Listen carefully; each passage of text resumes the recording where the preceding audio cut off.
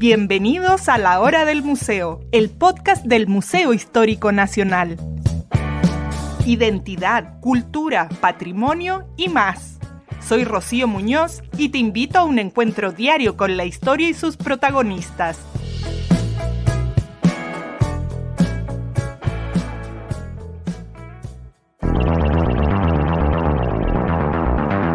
En 2023, en Chile, casi 2 millones de mujeres fueron agredidas por sus parejas.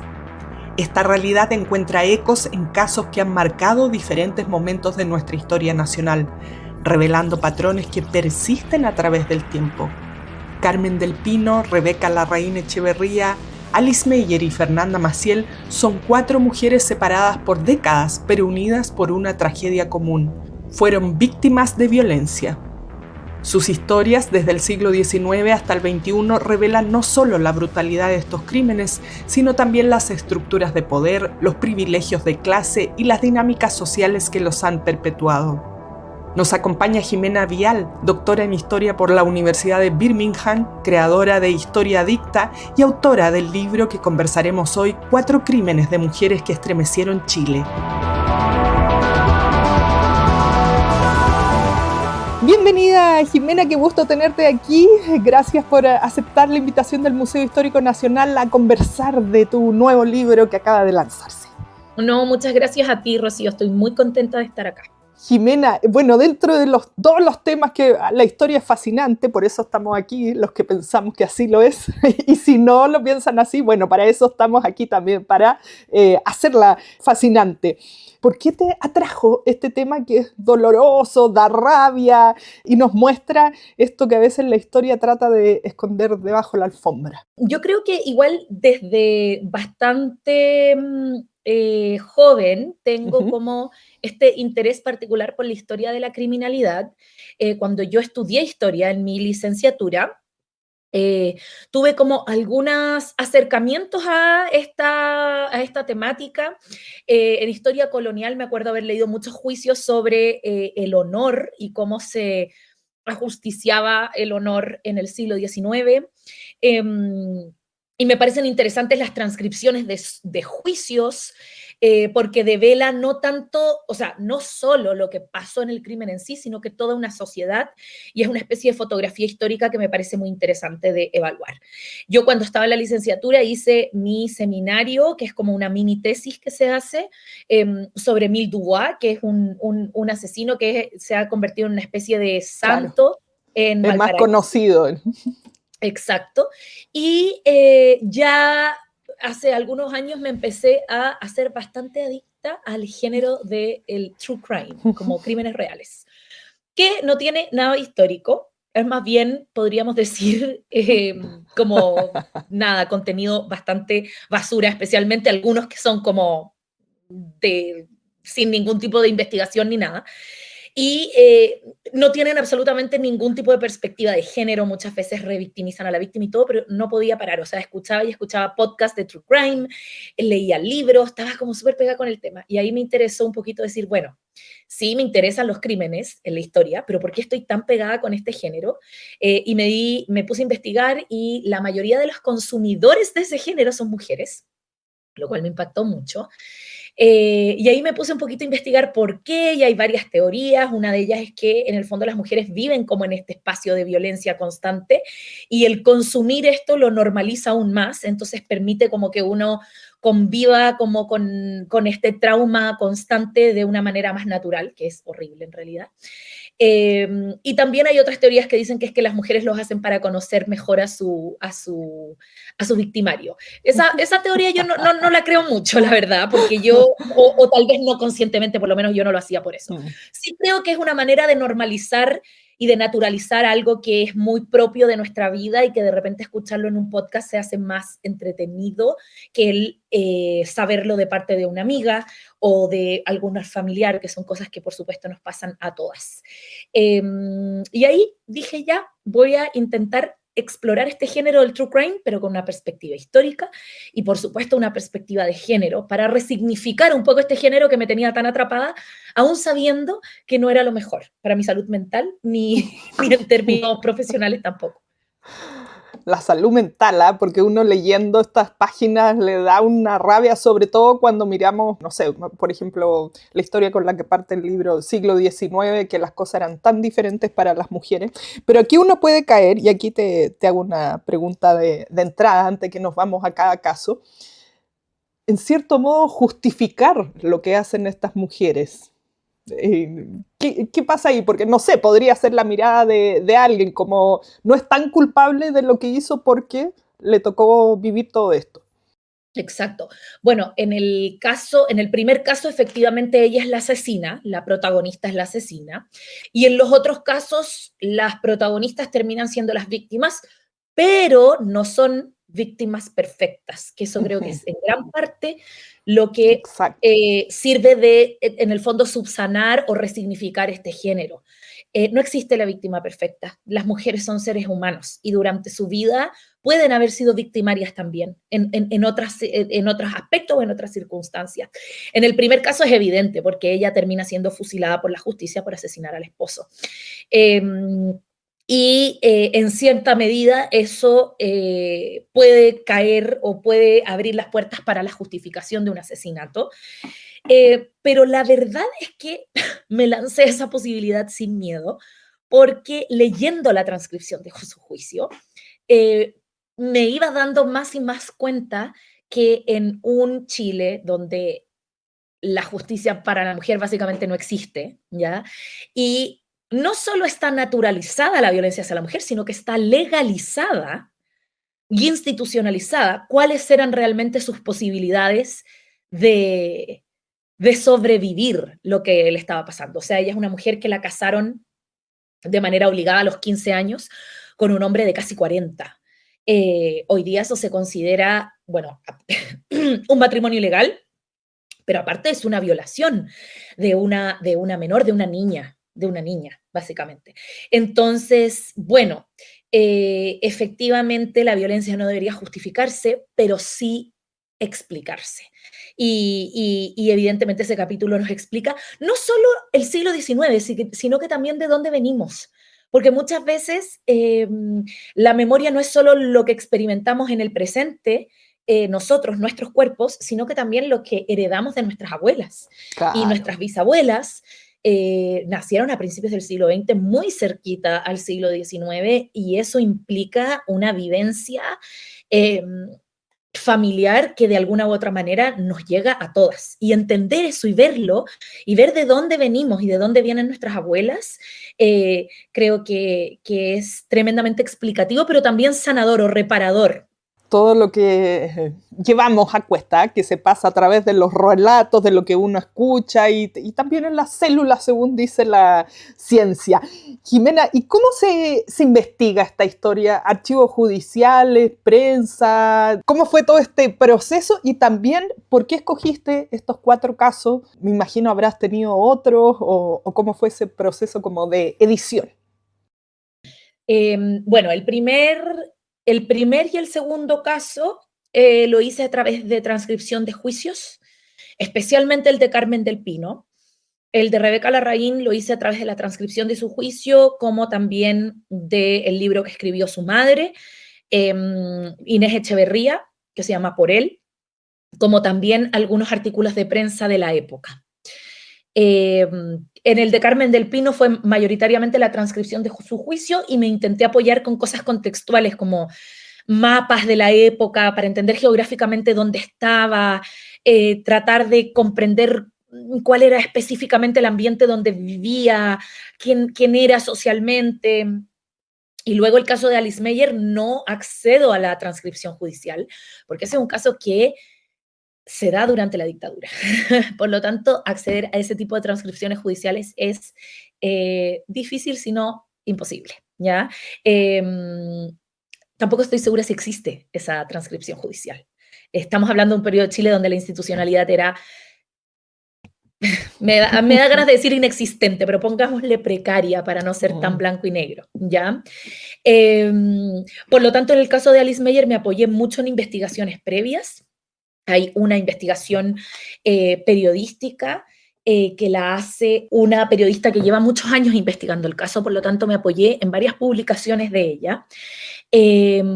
Conversé con gente cercana a modo como off, digamos, porque no quería buscar personas que estuvieran disponibles para salir con nombre y apellido, porque no quería caer como en la revictimización. Entonces, a través de conversaciones más amables, más amorosas, informales, con amigas de Alice, asegurándoles que ellas no iban a aparecer en el libro, pude hacerme alguna idea de ciertas cosas que me quedaban o que estaban confusas.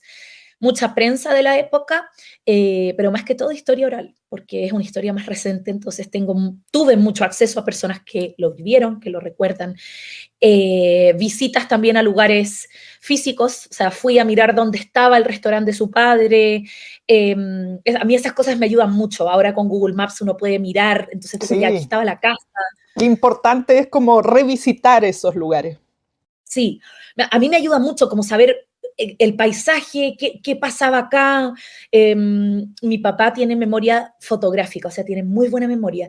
Entonces, todas las cosas como sucesos 70, 80, yo siempre lo llevo conmigo y le digo ya, ¿cómo era esto antes? O sea, ¿cómo era esta calle antes? ¿Cómo te acuerdas? ¿A dónde iban? ¿Qué comían? Mi papá tiene muy buena memoria, entonces me puede como describir esas cosas mejor.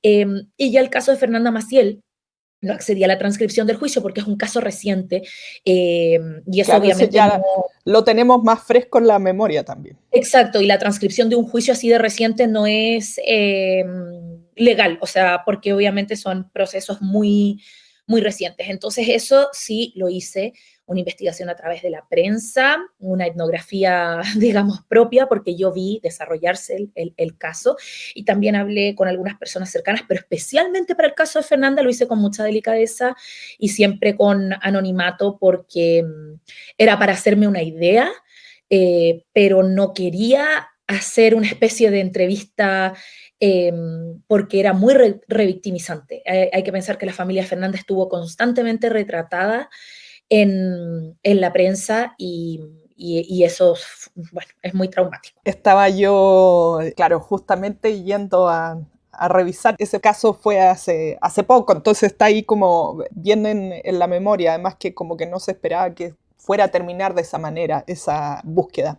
Jimena, bueno, vamos organizándonos porque también nos interesa mucho conocer el trasfondo histórico, estas cosas que decíamos hace un rato que hoy día nos dan rabia a las mujeres y a todo el mundo, yo creo. Tú mencionabas la ley antes, de hecho, permitía el maltrato a las mujeres como parte del matrimonio, no sé ahí el detalle legal exacto. Vámonos al caso de Carmen del Pino, que tú señalas en el libro, es la segunda mujer que es fusilada en Chile.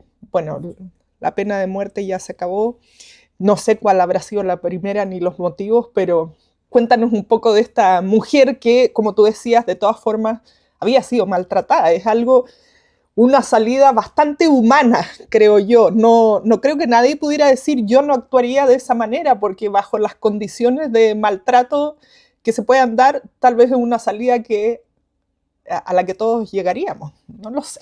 Sí, yo creo que sí, que su salida fue bastante, bastante humana. Y también lo que a mí me interesa mucho de ese caso es que ella no lo hizo sola, ella tuvo cómplices. Por lo tanto, eso también te habla de que su maltrato era público. O sea, si ella tuvo cómplices, no era una mujer no era una hacienda gigante donde ella tenía un patrimonio enorme para haber podido pagarle a unos sicarios. Ella algo pagó para estos cómplices, pero estos cómplices finalmente la ayudaron porque querían ayudarlo un poco, ¿ya? Y la vida de Carmen del Pino es básicamente el reflejo de un Chile portaliano, es decir, un Chile bastante conservador, donde todavía el entendimiento de la democracia, de que existe un Estado de derechos con garantías, no es algo realmente eh, como, podría decirse que no es algo que existe en la conciencia social de la ciudadanía. No lo estipula la Constitución y tampoco es algo que, por ejemplo, las creencias populares o la misma sociedad tenga en mente. La iglesia tiene una gran injerencia y de hecho Carmen del Pino busca soluciones antes del asesinato del esposo y lo hace a través de la institución de la iglesia que pareciera ser para ella, especialmente en un Chile rural de 1852, una alternativa más fiable que la del Estado, porque ella no va a la policía, ya, sino que va al sacerdote y al obispo de Concepción para pedirles la posibilidad de separarse de su esposo por el maltrato, por su alcoholismo. Y el maltrato es tan público que el obispo se lo concede y le dice, tienes 2 años de separación. Y si en esos 2 años tu esposo no cambia, no mejora su trato, no supera su vicio, te puedes separar. Y finalmente después de esos 2 años no le acceden la separación, la iglesia no se la otorga, y ahí ella entra en desesperación, porque básicamente estuvo 2 años libre, si eso es lo que pasa. Ella vive 2 años sin la presencia del esposo encima, y la obligan a volver con él. Entonces, yo creo que ahí ese es como el detonante, eh, donde en el fondo se encuentra con la realidad institucional de que no existe la protección para ella, que esta figura en la cual ella confiaba tremendamente, que era la iglesia, le falla, y la vuelve a someter a este suplicio, no solo a ella, sino que también a sus hijos y a todos los que viven en su casa, porque de hecho los cómplices que la ayudan a ahorcar al esposo son una niña que trabaja en su casa y el hermano de esa niña. Entonces, digamos, ellos también son víctimas o por lo menos presencian la violencia del esposo diariamente. Qué atroz, qué horror. Y en cuanto al contexto histórico cuando ocurre esto, a lo que indicaba la ley, prácticamente el esposo era dueño de la mujer. Más que prácticamente, concretamente, el esposo era dueño de la Era. mujer porque en esa época las mujeres en Chile no tienen tutoría legal, o sea, las mujeres no son dueñas ni de su patrimonio, pero tampoco de sus acciones legales. Por ende, cuando no están casadas, el dueño de su patrimonio y el dueño de sus acciones legales es el padre y luego pasa a ser el esposo. Lo que pasa es que Carmen del Pino, en específico, viene también de un padre muy abusador, porque es el padre quien la obliga a casarse con este esposo que es 15, 30 años mayor que ella. Entonces, a ella todas las instituciones le fallan, tanto la institución masculina, que supuestamente el hombre es el inteligente, el responsable, y que la ley dice, bueno, como la mujer no es inteligente, no es responsable, él te va a cuidar, él va a cuidar tu patrimonio, va a cuidar tu seguridad. En el caso de Carmen del Pino, le falla tanto la protección masculina, supuestamente la tiene que cuidar, como también le falla la institución eclesiástica. Hasta la iglesia, pero bueno, por supuesto siempre ha sido una institución muy estructurada, dogmática, en fin, ¿no? Siguiendo lo que se piensa para la época son buenas costumbres. Me imagino que dentro de esta propiedad del marido sobre la mujer está también el que la corrija, la maltrate, o sea, que un hombre maltrate o una mujer o asesine a su esposa era igual que la mujer lo asesine a él. ¿Eran iguales ante la ley? O sea, ¿es ser humano por ser humano o ahí va a depender también la cosa? En esa época se consideraba parricidio, que es el asesinato de un familiar, y es igual ante la ley, pero existen como agravantes o desagravantes.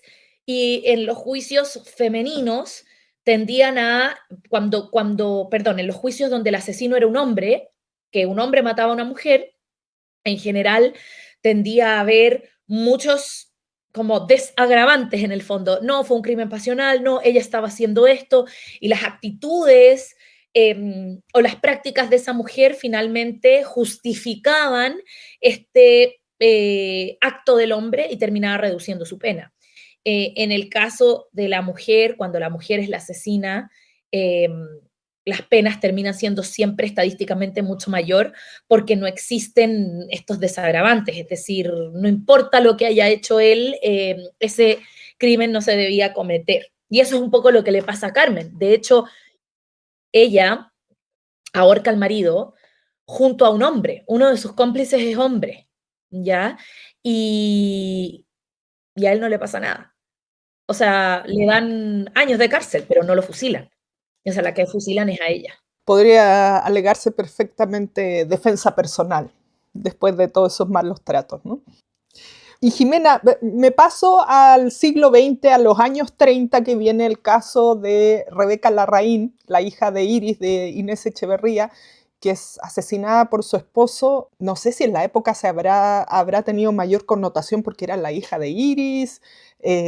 Cuéntanos un poquito de este caso, donde ahí claramente el agresor de entrada es el marido. Sí, bueno, este es un caso difícil porque yo tengo entendido que no toda la familia, no toda la descendencia de Rebeca Larraín está de acuerdo con, con la culpabilidad de Roberto Barceló, que es el esposo, ¿ya?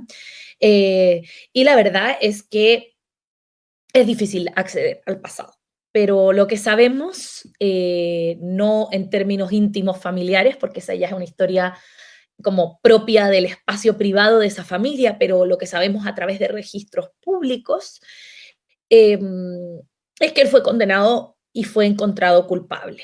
Ya en general en esa época se fusilaban muy pocas personas, ¿ya? En general el presidente los indultaba. Eso es cierto. Y en el caso de Roberto Barceló, él no va a ser indultado. Y eso sí es una anomalía. Siguiendo esa línea historiográfica, existen razones que explican eso. Una de ellas es que Inés Echeverría y Joaquín Larraín, su esposo, que para el momento del juicio estaba recién viuda, ¿ya? Uh-huh. Pero en el fondo es una familia de mucha influencia, ¿ya? Claro. Que aúna tanto capital político, social, o sea, es una familia de apellidos antiguos, de la antigua aristocracia chilena, y también tienen capital monetario. Entonces, efectivamente, Inés Echeverría, el hecho de que ella haya tenido acceso al presidente en esa época, Alessandri, y que haya podido interpelarlo para que no le conceda el indulto, habla de una posición social muy privilegiada, ¿ya? Eso es cierto. Ahora, la justicia lo encontró culpable. Y las variadas fuentes, incluso aquellas que tienden a no poner en la peor luz a Roberto Barceló, a ojos de hoy, con perspectiva de género, sí te hablan de una persona que estaba ejerciendo algún tipo de control por sobre la vida de Rebeca Larraín. Y ese caso es interesante porque, bueno, está en medio de un Chile que está bastante movido. 1930, o sea, la década de los 30 es la década que sigue la instalación de la nueva Constitución de 1925. Hay como una lucha entre el Chile conservador y el Chile liberal, lo viejo con lo nuevo, y eso trae roces y tensiones sociales, y eso se ve reflejado en la vida de la protagonista, de Rebeca Larraín, en cómo su familia se toma su matrimonio, porque efectivamente Roberto Larraín era un hombre que tenía muchas deudas, y eso tal vez traía como vergüenza a la familia de ella. Por lo tanto, hay una serie de complejidades que hacen que, bueno, que no sea un caso de blanco y negro. Ahora, él dice que la mata por accidente, pero es un accidente bien grave, ¿verdad? La va a abrazar y le pega un tiro por la espalda, en presencia de su hijo. Qué descaro decir que fue un accidente, ¿no? Entonces, claro, yo no puedo asegurar, porque no estuve ahí presente, pero bueno, la justicia determina que no fue un accidente y a Roberto lo terminan fusilando, lo cual es un antecedente bien importante para la historia de los derechos de la mujer, porque en general esto no sucedía, ¿ya? Y sí, por supuesto, que tiene que ver con la posición de privilegio que tiene Rebeca, porque existe el espacio para que su madre busque justicia por ella. y para ella. Y eso sin duda no existía para casi ninguna mujer, ni del siglo XIX ni del siglo XX en Chile. Pone ahí un precedente. Pasamos de la mujer que fue fusilada ahora al marido que es encontrado culpable. Hasta aquí te hago una pregunta. Cuando tú nos cuentas que revisaste los archivos judiciales, los expedientes judiciales, uno piensa hoy día en la tecnología, que huellas dactilares, no sé, luces especiales. La verdad es que no conozco muy bien hasta dónde llega la tecnología en cuanto a encontrar pistas de un crimen. Pero para la época las decisiones también, no sé si habían pruebas psiquiátricas, por lo que yo he leído, cuando las mujeres han sido criminales sí se les hacían muchas pruebas psiquiátricas porque se les asociaba histeria, exceso de pasión, en fin, una serie de cosas que no son muy cuantificables científicamente. Para esto que estamos hablando, siglo XIX, el otro crimen que ocurre a inicios del siglo XX, finalmente el juez, ¿cómo decidía? ¿Se hacían todas estas pericias? Se hacían esas pericias, a Carmen del Pino obviamente la ponen como una mujer más que loca, la intentan retratar como una mujer muy básica, como cercana más a un animal que a un humano. Pero la realidad es que Carmen del Pino es una mujer que sabe leer y escribir, y eso para 1852 no es común. Las tasas de analfabetismo general en Chile en esa época son altísimas. Entonces, no era una mujer rudimentaria, que poco menos vivía en una cueva, no. ¿Ya? Era una mujer que vivía en una casa, que tenía sus hijos, que realizaba una vida doméstica, que llevaba las finanzas de un hogar, o sea, era una mujer completamente funcional. Eh, pero sí la justicia la intenta retratar más así como si fuera un perrito que se le zafó un cable y mató a alguien. En el caso de Rebeca Larraín no hay pericias psiquiátricas, que eso obviamente es como, bueno, pero sí hay muchos testimonios respecto al carácter de Roberto y también al carácter de Rebeca en este caso, ¿ya? Tanto del victimario como de la víctima, y lo que más finalmente intenta dilucidar el juez es cómo se da el disparo y las pericias como científicas de la escena del crimen, eh, que no suceden como Roberto relata que suceden.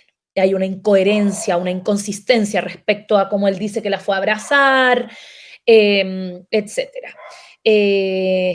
Así que así se determina eso. Pero bueno, no hay huellas dactilares, no hay absolutamente ningún tipo de ciencia moderna que nos podría decir esto definitivamente pasó así. Tremenda responsabilidad decidir sobre la vida de otros sin tener todos estos soportes que hoy día tiene la justicia, que de todas formas dejan, siempre hay algo más que pudiera comprobarse, ¿no? Siguiendo la línea cronológica que nos comentaba hace un momento, el caso de Alice Meyer, que es un caso sin culpables, o que no ha terminado de resolverse. Hoy día la ley no sé qué dice, cuántos años después proscribe un crimen así. Cuéntanos sobre esto. Yo revisaba justamente en la página web que nos mencionaba hace un momento, que tiene la periodista Lenka Carballo con algunos datos de este caso. Sí, en el caso de Alice Meyer no se ha encontrado un culpable, aunque en realidad sí, es decir, las pericias, en el caso de Alice Meyer funcionaron dos cuerpos policiales en su investigación, Carabineros y lo que hoy entendemos por la PDI, en esa época sería la DINA, y Carabineros encontró un culpable, y el juez, el primer juez que se asignó, lo encontró culpable. Lo que pasa es que las autoridades de esa época cambiaron el juez y cambiaron el cuerpo policial que llevaba la investigación a la DINA. Y ahí es donde suceden estas cosas muy propias de la época, que también reflejan esos años de dictadura donde, dado que el culpable, o el supuesto culpable, ya para hablar con propiedad, era un hombre que tenía lazos estrechos con personas que en ese momento estaban en el poder, especialmente dentro de la DINA, que en ese caso es el supuesto culpable se llama Mario Santander, logra mover y tirar los hilos para que busquen otro culpable. Y el otro culpable es una persona que tiene poca importancia, pobre, con vicios, pues, alcoholismo, y él se salva. Ahora, lamentablemente, porque sí es lamentable, Mario Santander se quitó la vida en el 2018. Entonces, tampoco es una persona que se puede llamar a testificar ya. Claro, sí. Bueno, hartos años después, en todo caso, como 30, 40 años después del crimen, y que nunca se pudo comprobar esto, como tú dices, el supuesto culpable. Pero ¿y ahí cuál habría sido la motivación? Más allá de tener todo este respaldo que incluso monta toda una escena con otro culpable, etcétera. Pareciera ser que el caso de Alice Meyer es un clásico caso de violencia de género. Es un señor, pongámosle joven en esa época, tenía 30 y tantos, que le gustó una niña, una chiquilla, que la chiquilla no necesariamente le devolvió esa atención y que la encontró un día en el lugar y en la circunstancia correcta, fueron a pasear juntos, él quiso algo de ella que ella le negó, de eso sí hay pruebas en el fondo porque Alice, su cuerpo se encuentra agredido, ¿ya?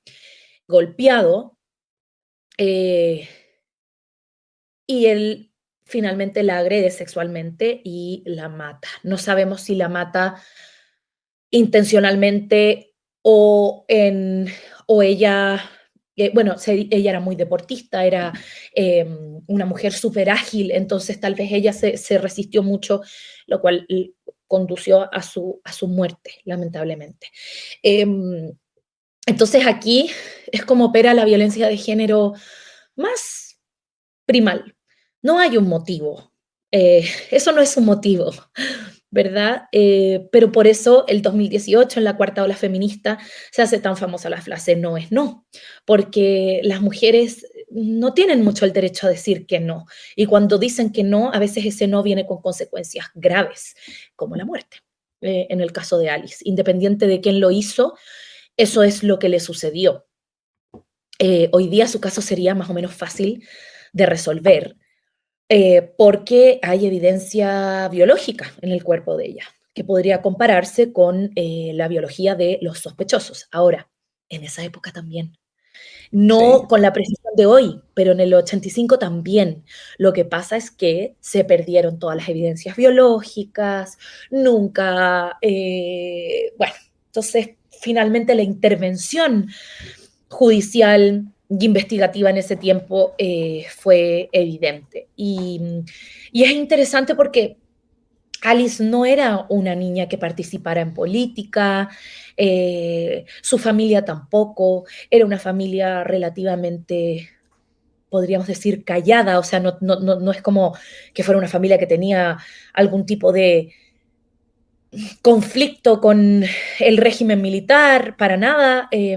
Incluso podríamos decir que se movían en un ambiente donde había muchas personas que estaban de acuerdo con el régimen militar o con el status quo más que todo. Por lo tanto, no podemos tomar esto como una represalia a su práctica política. Ella era una joven que no estaba envuelta en eso, una joven muy privilegiada, pero al mismo tiempo una joven que desafiaba el status quo a su manera, porque andaba en moto, porque andaba sola. Podríamos decir que era como una chiquilla moderna, ¿verdad? Entonces ella hacía lo que quería cuando quería y eso le trajo las consecuencias que tuvo. Entonces, en una sociedad machista, patriarcal, donde tal vez ella debería haber estado en su casa, ¿verdad? El habitar el espacio público no estaba permitido y Alice que lo hacía y lo hacía con muchas ganas, con mucha vitalidad, así ella es recordada, con mucho cariño porque era chistosa, porque era divertida, porque ocupaba espacio, no pasaba desapercibida. Y finalmente ese es el castigo que ella recibe.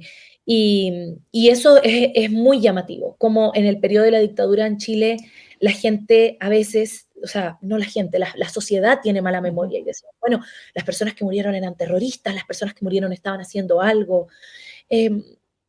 Hubieron la gran mayoría de personas, bueno, primero nadie debería morir, nunca, por ningún tipo de acción, pero no hay que olvidar que es un periodo donde muchas personas perdieron la vida porque no había una institucionalidad, no habían garantías para poder vivir en paz. Entonces, ya sea porque tú participabas en política o porque tenías actitudes que te ponían en riesgo con las personas incorrectas, no existía la justicia para ti. Y eso es muy representativo de ese Chile.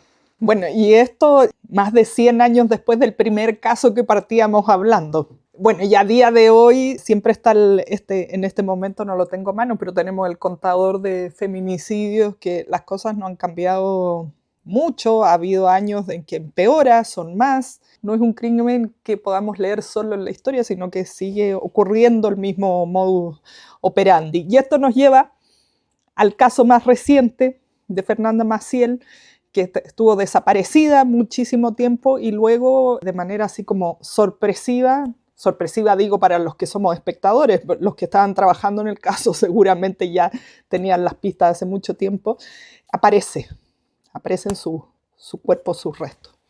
¿Cómo hiciste para poder indagar sobre este tema que, como tú mismo decías, es muy reciente y a veces como que no se puede contar algo así tan reciente porque hay muchas versiones, no se cuenta con todo el material? ¿Cómo fue reunir todo para contar esta historia? Intenté enfocarme o sea, yo trabajo harto con historia reciente, en general cuando no, porque este libro es para una audiencia amplia, pero cuando estoy escribiendo investigación más de especialidad, o sea, para publicar en una revista científica o algo así, yo escribo en general de historia reciente.